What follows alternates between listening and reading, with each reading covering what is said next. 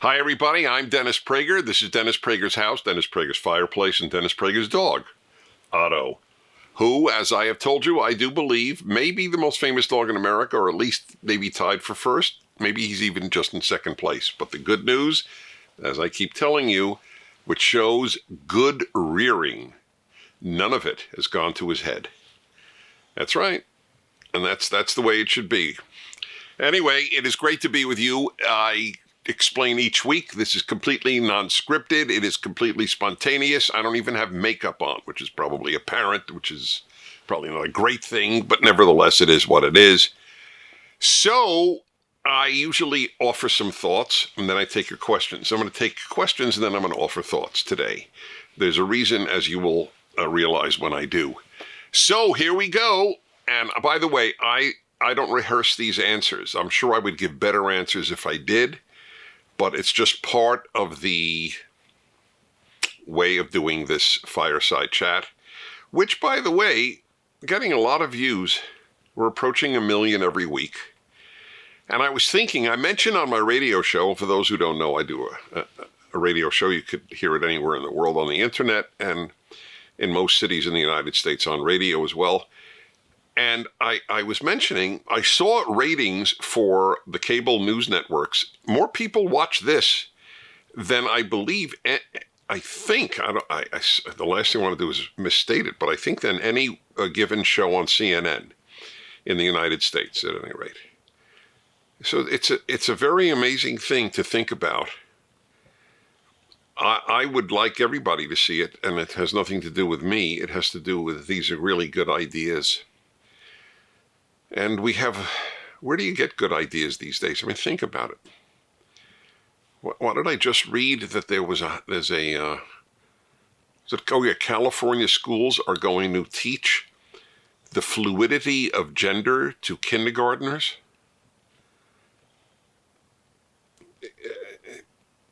It's almost unbelievable to expose 5-year-olds to the notion that, one day they may rethink whether they're a boy or a girl. Why would we want to do this? So I'm just thinking, what do people learn in schools now in America? And I'm sure other parts of the West. There's so much history to learn. There are so many foreign languages to study. There's so much music and art to learn. There's so much math to learn. So much science to learn. Why do they even have time for that stuff? Why is gender fluidity? It shouldn't be taught in high school. It has nothing to do with the mandate of a school. It's getting to the point where I think a lot of parents in America are going to have to rethink whether to send their children to a public school or a regular school, even a regular private school. I would not want my child in a school that robbed my child of his or her innocence. There's already too much robbing of innocence. Here's the irony. You get robbed of your innocence at 5, but they stay innocent in some ways. There's a naivete about human nature that continues. It's like everything's upside down. We rob you of your innocence, but we keep you naive. But anyway, that's another subject. Okay, so I'm going to go to your calls. I see that's my radio brain functioning in automatic. Aaron, 16 years old. By the way, most of the questions that I see on this are from teenagers. I offer you, young people, something that you don't get offered at school. Insight into life. And real talk, a realistic view of things. I don't talk down to you. And my agenda is to give you wisdom, because that's the task of an older person. That's if older people can't give wisdom to younger people, then they have lost the biggest reason for getting old. The biggest thing that people could do who get older is give the benefit of experience and learning to younger people. Okay, Aaron, 16, Cedar Rapids, Iowa. Hi, Dennis. Hi.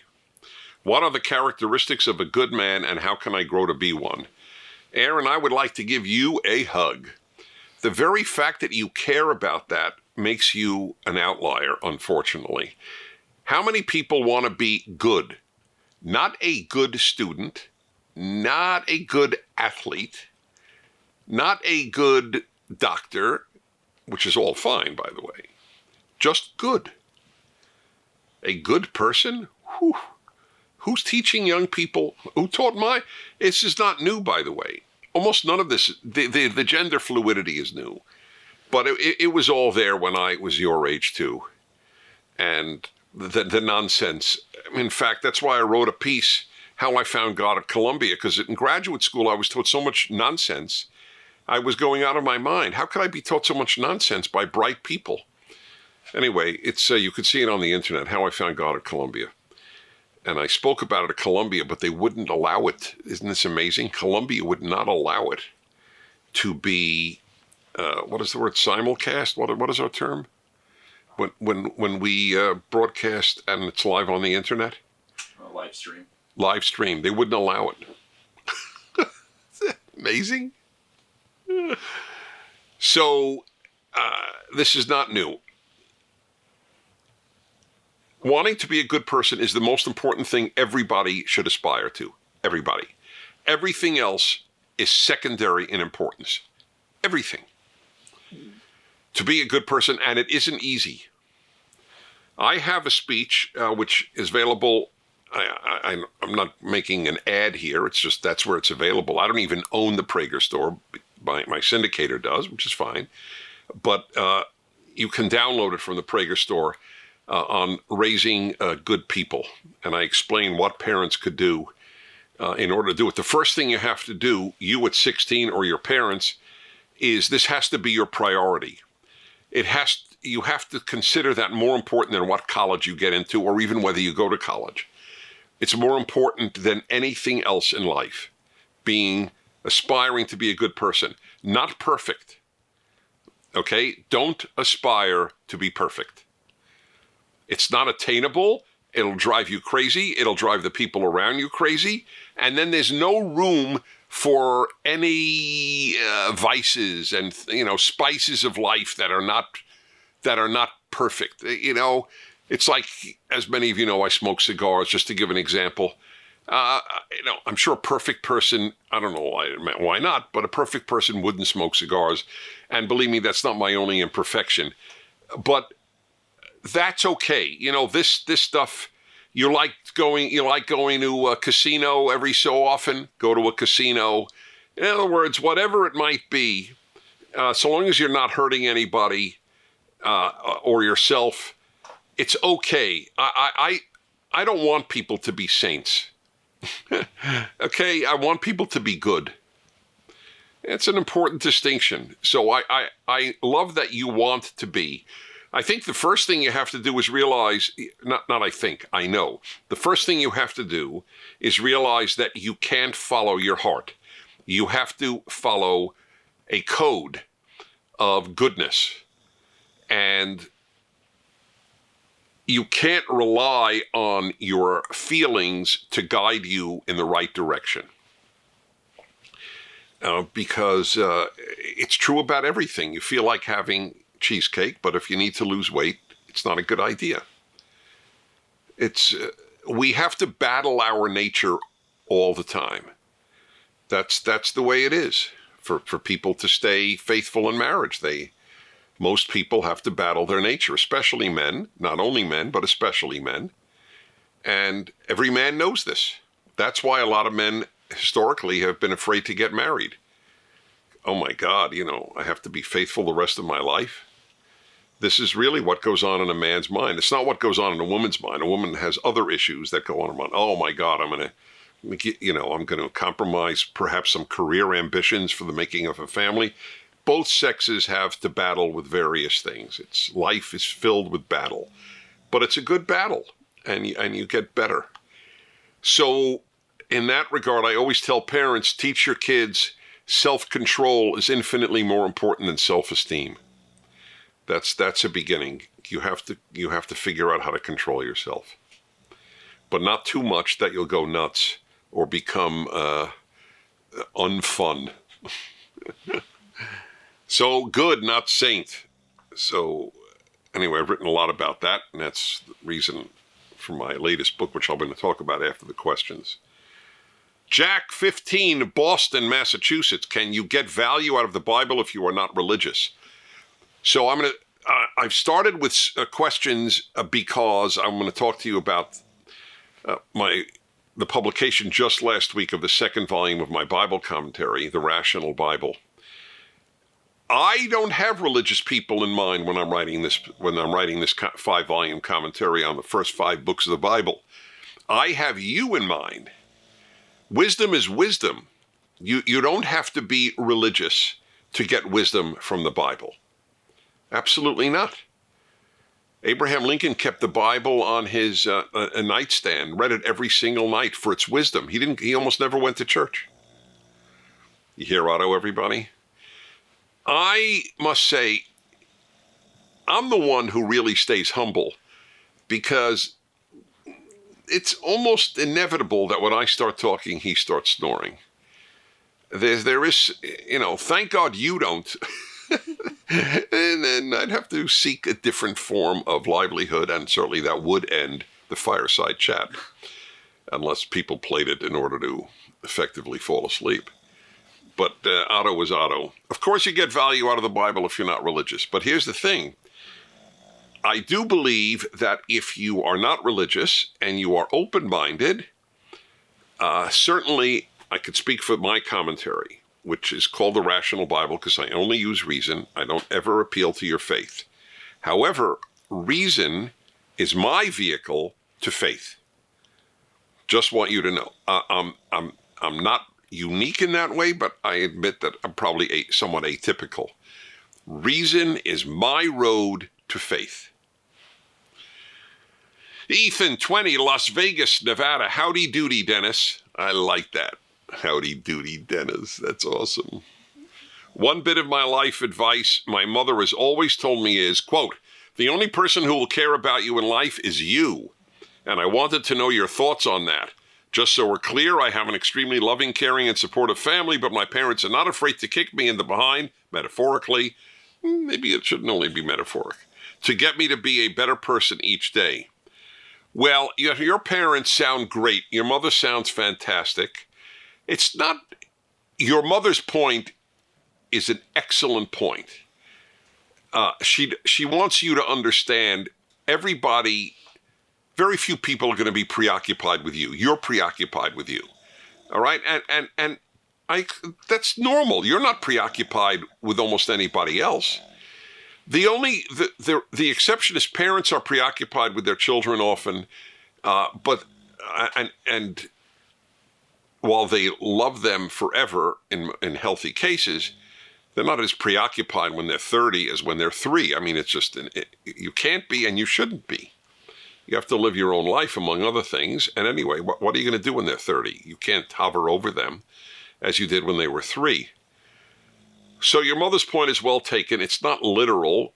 I mean, but the most important person to care for you, I don't mean take care of you, but care for you, love you, is your spouse and your friends. Spouse and friends are unique. By the way, they're the only people we should seek to have love us. This is I should do a Fireside Chat on that topic. You can't do any job well if you seek to be loved. The only people you should seek love from is your spouse and your friends. That's it. And that's good to seek their love. So that's a very good thing. But any position you have in life, you will compromise if you want to be loved. Half the people are in politics, and 4/5 of those in Hollywood are there to be loved. And it's not a healthy thing. Teachers should not want to be loved by their students. Politicians should not want to be loved by their constituents. Parents should not want to be loved by their children. Did I take teachers? Yes, I did say teachers. How about this? I don't want my airplane pilot to want me to love him or her, as the case may be. I just want them to get me there and tell the staff, the flight attendants, and the passengers what to do in case of a crash. I don't want that. I don't want them to want to be loved by the people in the airplane. And same with my doctor. I want my doctor to do a good job, not seek my love. This is going to sound terrible, but to a certain extent, love is overrated. In our time, historically, we could have used a lot more of it. We could always use more of it, obviously, but it's offered as the be-all and end-all. It isn't the be-all and end-all. It just isn't. It's the best with regard to peers, namely spouses and friends. But that's it. All other relationships are not, nearly all other relationships are not peers. Parent, child, teacher, student, clergyman, congregation. If your rabbi, priest, or minister just wants to be loved, they'll do a lousy job. If the president of the United States wants people to love him, or her, as the case may be, it's going to be a disastrous, truly a disastrous time for the country. Okay. Scott 63, that's a jump. Salt Lake City, Utah. Dear Dennis, thank you for educating us that liberals and conservatives have more in common than liberals and leftists. That is correct. I say that all the time. I say that every show. What can we do then to convince liberals that the political divide today is between them and leftists and not between liberals and conservatives? Thank you. Well, you could show them my video on the differences between liberal and left, and I show 7 differences. You can just give them example after example. My favorite example is with regard to race. Do you believe in all black dormitories? All black graduations? If you do, you're a leftist, not a liberal. Liberals believe in integration. Leftists believe in segregation. There are so many examples. The liberals were the biggest supporters of Israel. Leftists have always hated Israel. Just to give a domestic and an international example. What the left has successfully done is propagandize liberals into thinking their enemy is the right or conservatives. It's not true. As Alan Dershowitz, a lifelong liberal, professor of law at Harvard, said to me, it's on film, and you will see it in the film that Adam Carolla and I are in, coming out later this year. No Safe Spaces is the film. It'll be in theaters around the country. And he said to me, and you will see it, as a liberal, as a Democrat, as a Hillary Clinton supporter, I far more fear the left than I do the right. He's a liberal. That's the point. So how do you convince them? It's very hard. They have been effectively brainwashed into believing that they are on the left. Well, and obviously they are left of center. They're not right of center, but that they are co-equal with left. That's why the left call themselves liberals. They never say I'm a leftist. They say I'm a liberal. And that's the way they're characterized in the media, which is often left and not liberal. But they'll know too late that they backed the wrong group. That's the tragedy. They really do believe that we conservatives are their enemy, but we're not. We are conserving free speech in America. Leftists are ruining it. Liberals have always stood for free speech. It's a third example. Levi, 17, United Kingdom, Nottingham. Good day, Dennis. Good day, Levi. I happen to be Jewish, and after a long journey, I've come back to my religion. By the way, with all respect, at 17, you can't have that long a journey. But I get your point, and I salute you. I did engage in sexual intercourse when I was still on my journey. Does this make waiting for marriage pointless, or can I be a born-again virgin? No, you can't be a born-again virgin.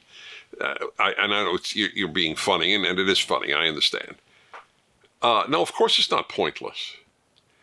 That's like saying somebody who, and it's not a perfect parallel, but somebody who has, been an alcoholic, is it pointless for me to stop now? because I was an alcoholic for X number of years. No, that's the point. My view on sexual intercourse before marriage, I have responded to in a question here, and I'm not sure that anybody will be satisfied. If there are religious people who won't like what I say, and there are many non-religious people who won't like what I say. But I try to live by what I preach, and I don't seek to be loved. I seek to tell the truth as I see it and hopefully touch people's lives. So in that sense, here goes in a nutshell. I don't believe in no sexual contact before marriage. I'm not sure it's healthy. I think a couple should know each other well and have an idea. Do we have chemistry in that arena? It's pretty bad to learn after you're married that there's no chemistry in that arena. Having said that, you can certainly find out if you have chemistry without intercourse. I think intercourse ought to be safe for marriage. Has nothing to do with my religious views, because the argument for it there are religious arguments, obviously, but there are secular arguments. Whatever you save is precious. That's it. This is not rocket science. And I do believe that intercourse is a unique aspect of sexual life. Unique. Therefore, since there is so much joy possible and excitement possible, without that, why not save that for the person you marry? And by the way, it would so help. It would end the whole problem of the so-called rape culture and of girls on campus thinking they were used the next day and then saying that the guy is, sexually attacked her. And he says, what did he tell her? We were both drunk. You were okay with it. But if there's no intercourse, by and large, I mean, obviously there are other forms of stimulation, etc. But that is unique. It also makes babies, which gives it a really unique power. So that's my position, that it's really a romantic position, ironically, when all is said and done. More than religious, it's romantic. To save something for marriage is exciting, and it makes marriage special in that way. But again, I am not for a complete abstention before. I mean, there are people watching who, for religious reasons, do abstain completely. I'm not trying to convince you not to. I just want you to know that. I respect your decision, but the vast majority of those of you watching are not in that religious category, and therefore that is the advice that I offer. But there's no such thing like born-again virgin, obviously. Okay, oh yes, oh look at this, oh Roseanne from Bulgaria. We could take that next week. I have a big affection for Bulgaria. I'll tell you why next time. So I want to end with, what's our time frame? 20? Did I talk for 20 minutes? 23. 23. I have a built-in clock. It's from all the radio. So listen, this was a very big week for me because the second volume of my 5-volume commentary, explanation, maybe even better than commentary, explanation of the Bible, the first 5 books, the most important of the books, because everything else in the Bible comes from those 5 books. Everything is based on that. That's the creation story. That is Adam and Eve. That is the 10 Commandments. That is the Exodus. That is love your neighbor as yourself, love God. It's all from the first 5 books. Everything else in the Bible and in Western history comes from that. So I'm explaining those first 5 books to people of no background and people who have a very strong background. If you read the reviews of the first volume, which was actually the second book of the Bible, I came out with that first, Exodus. If you read on Amazon, there are over 500 reviews, and how many people say, wow, Dennis is a Jew and I'm a Christian, and boy, I learned more in that book than I did in 10 years in Sunday school. And then Jews are writing, why do you like that? I learned more than I did in 10 years in Sunday school too. We're Jewish Sunday school. And it's not to knock Sunday school, but this is meant to explain this stuff, and it's to be life-changing. This is sort of a Prager's rules for life, but it's not Prager's, it's the Bible's. Jordan Peterson wrote this magnificent book, 12 Rules for Life. These are hundreds of rules for life, because it's so rich. So the book that just came out, if you want to zoom in, is Genesis, the first book of the Bible, and it's really a work of all of my lifetime. I do know biblical Hebrew really well. That made it possible. I don't think it could be done without it. And I'll give you just a few examples from this to give you an idea of how relevant this stuff is. So just as an example, I mean, the book is filled with these examples. The very beginning, the very first sentence changed all of history. And I have like 10 reasons in here why in the beginning God created the heavens and the earth. The first sentence of the Bible changed everything. One example is God created nature. This was the only God in the history of all the gods of the world that created nature. All the gods of every society on earth were part of nature. That's why there was a god of rain, right? A god of rain, a god of thunder, a god of fertility, the sun god, the moon god. Not in this case. There's one God. This God made nature. This God is not part of nature. And how about this? Nature is made for us humans. We are not merely a natural part of nature. Yes, we are. Obviously, we're part of nature, made of stellar dust. But nature was made for us, not us to be just part of nature. That doesn't mean we abuse it, but it does mean we use it and that it is there for us. It says conquer nature. People are very uncomfortable with that. This is all just in the beginning of the book. Yes, if we don't conquer nature, we're doomed.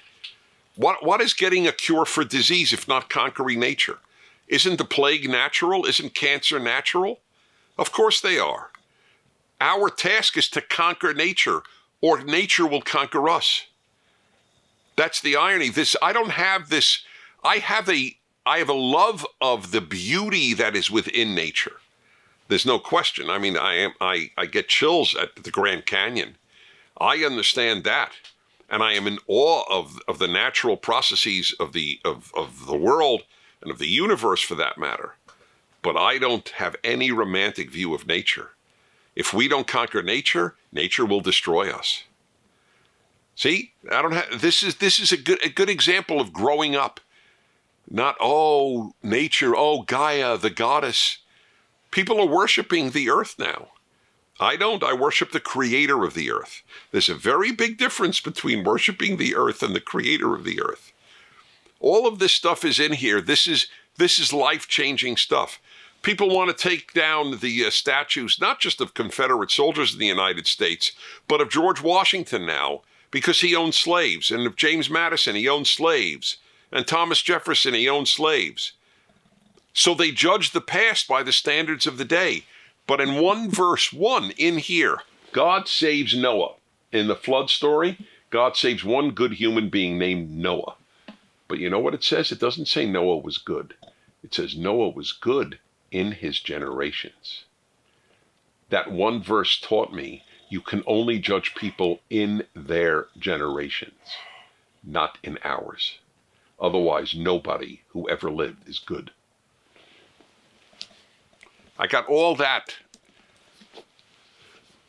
You think you come from a dysfunctional family? This ought to make your day. Every family in the book of Genesis is dysfunctional. Probably more dysfunctional than yours, which is really something. After all, the first family, right? Right? The two brothers, the two sons of Adam and Eve, Cain and Abel. Cain kills Abel. I'll bet you very few of you have a sibling that killed a sibling. That's pretty rare. And then Joseph's brothers sell him into slavery. Is that correct? All of this happens to show you dysfunction is normal. It actually, I think of this as a gift.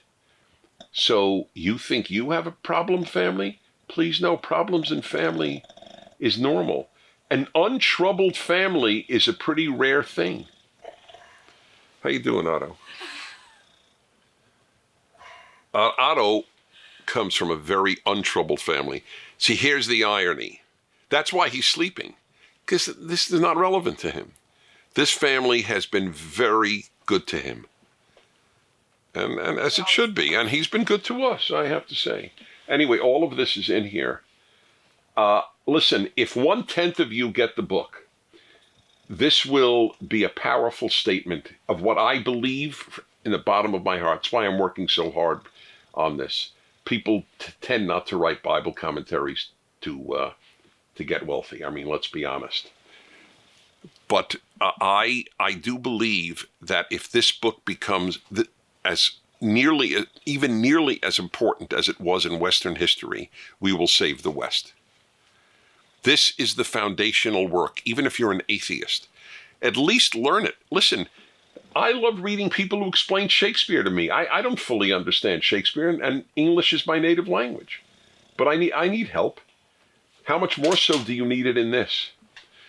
So, by the way, those of you in America, it's even at Costco, which I'm very touched by, that Costco would order tens of thousands of copies, means that they know I write so that people can understand. This is not highfalutin stuff. It's deep, but I write it in a way that can make it understandable. That's, by the way, most of my work, is to make it simple without being simplistic. So really, I hope you'll get an Amazon or a bookstore or Costco or the Prager store where there are autographed copies, because they sell it at full price at the Prager store because you get an autograph. But so it's up to you. Do you want?